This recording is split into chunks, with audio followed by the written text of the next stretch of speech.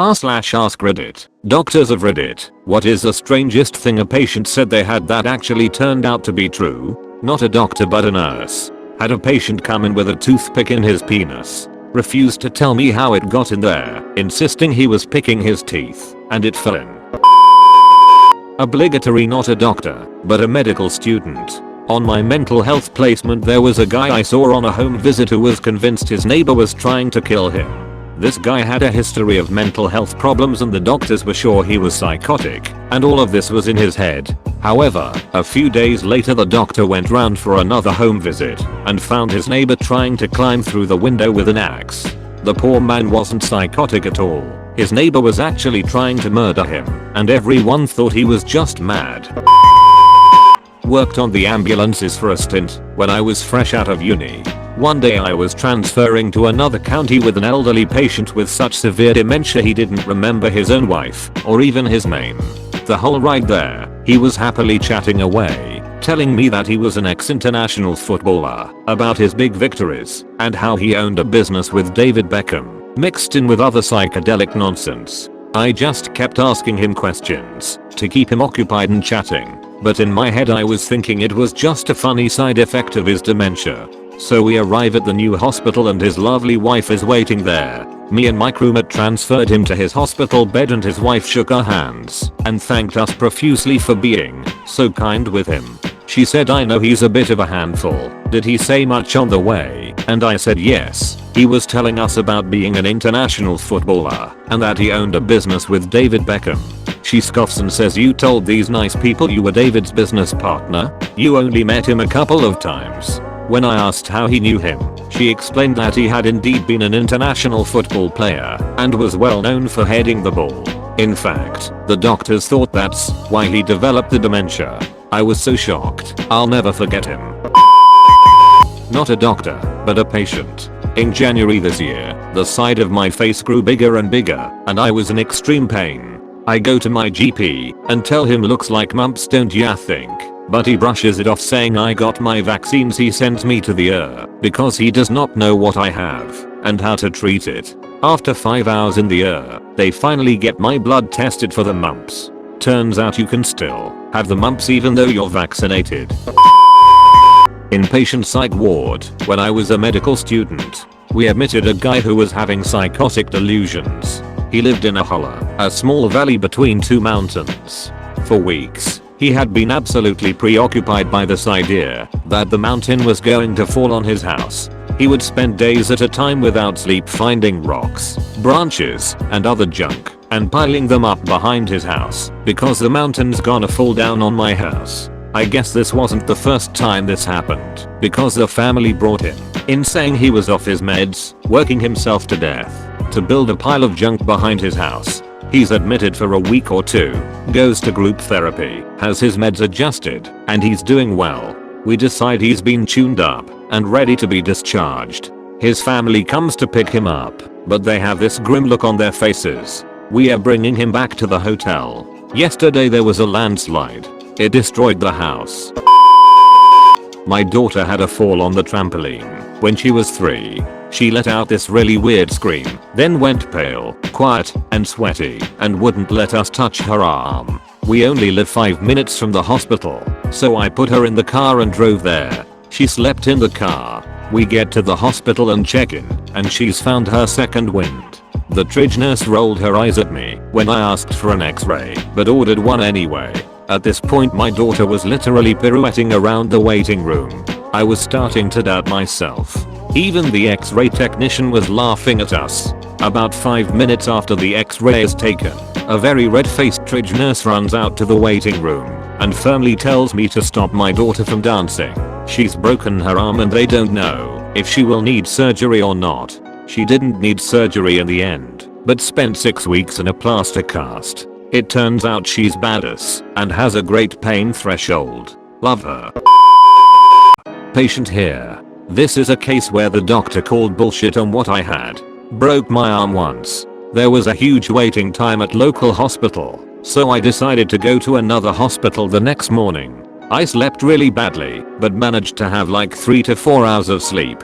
Instead of waiting the whole night awake in a waiting room, When I explained what happened to the doctor, she said it was not broken because if it was I would never be able to sleep with it. So I get used to the idea I did not break my arm. I stay there for the scans because it was swelled, and wait. The doctor came back with 2 pills of morphine saying I had incredible pain tolerance and that my arm broke at 3 places. She then explained I needed a surgery the same day and they are making place for it on the agenda. I can still remember her face when explaining to me the procedures of the surgery, knowing she told me earlier it was not possible.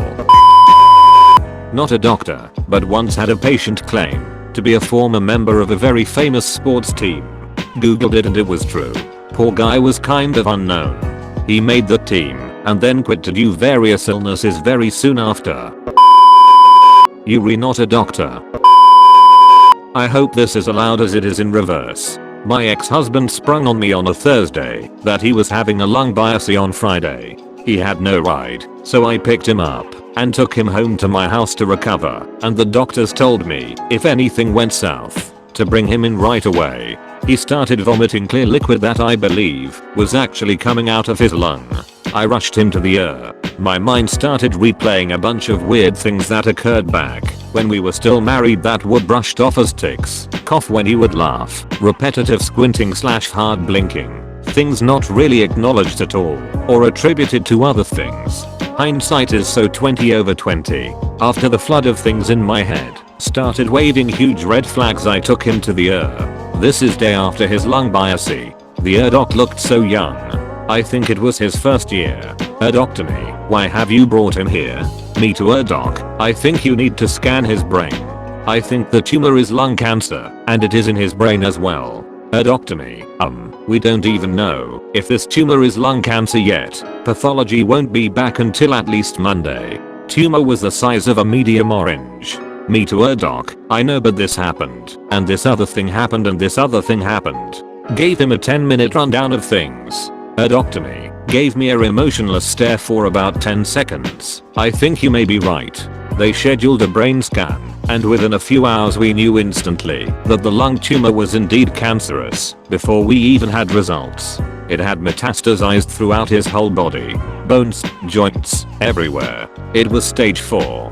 Brain scan verbiage, multiple, insert type of tumors, too innumerable to count.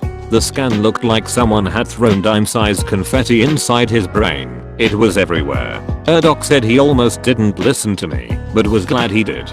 The doctor made a bunch of calls, and whole brain radiation was scheduled and started the very next week. It was like a movie. I still wonder how the doctor felt during that whole thing. It was surreal. To work as a nurse in intercity Chicago. She told me a story that some guy came in saying he had injected shit into his leg. He wasn't lying. He literally injected liquid shit into his leg to get himself sick. A second story is that a homeless lady came in for some reason that I don't remember. When they were giving her a bath, some white and soggy lump was found in the tub.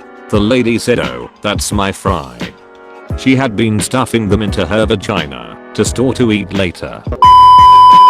I'm the patient in the story, but it seems like that's happening in the thread.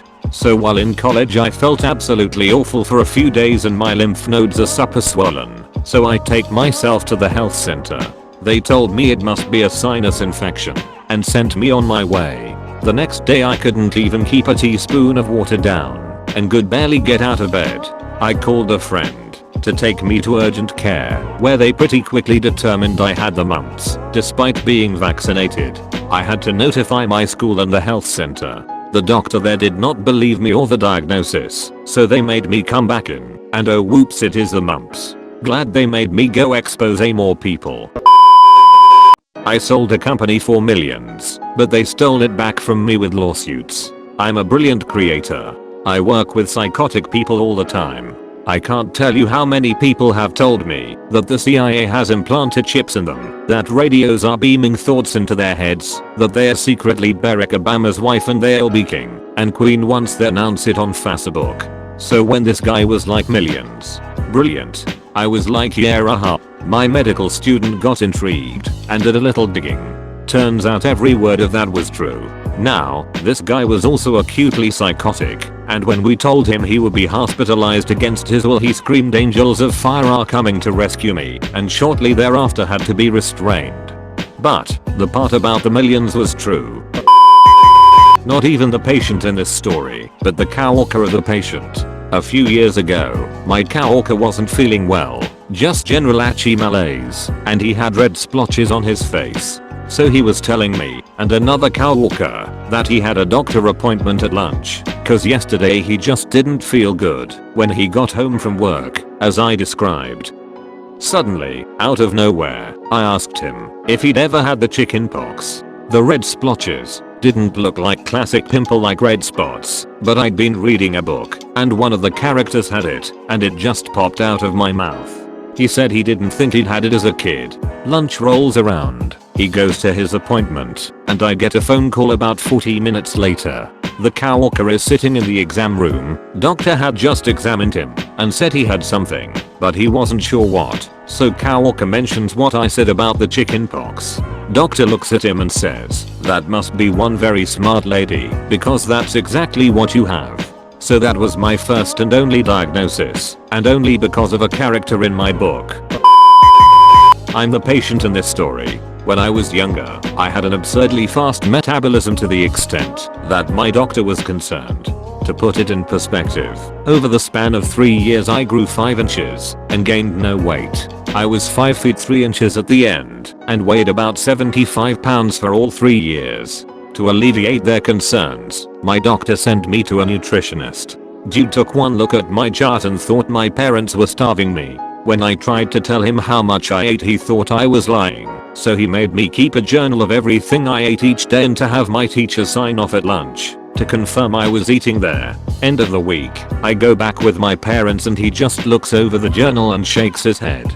His prescription for me was to eat a bowl of ice cream every night as I needed the calories to ensure my metabolism didn't cause my body to consume itself.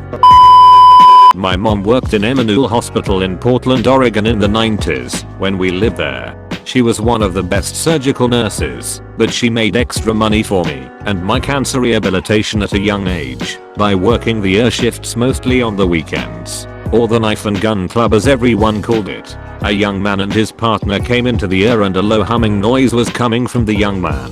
At first he was reluctant to tell people what happened, but told the triage nurse he had a large vibrating toy in his anus. The nurses passed it off as a joke and thought he was just doing this for a laugh. No one but my mom took him seriously, and she took him back to Ray, and behold, the young man had an ear-foot long toy up his anus. Now you think the nurses would have been mature enough to handle this, but they continued to walk by his room and snicker about it. Reason I know this is because I was there. My dad is in the army and was away a lot for training, and he was a prison guard at a high security prison, so my mom kept me with her at the hospital a lot. At the time I didn't understand why they were laughing at them. I still think they are horrible humans to this day for making fun of the poor man. But the whole time, before he went to surgery to remove it, my mom was comforting him and even got one of her good friends she worked with, a proctologist, to pull it just enough to remove the batteries. Don't worry, didn't see this part 1, only heard about it later on in life lol. But soon after he went to surgery and had it removed, the young man came out perfectly fine and his partner was grateful. Funny story is that they lived in the same nice townhouses we lived in at the time, just a building over. They offered to watch me when my mom couldn't, and there I got to play with their kids and do homework and had a safe place to stay when my mom was busy being awesome.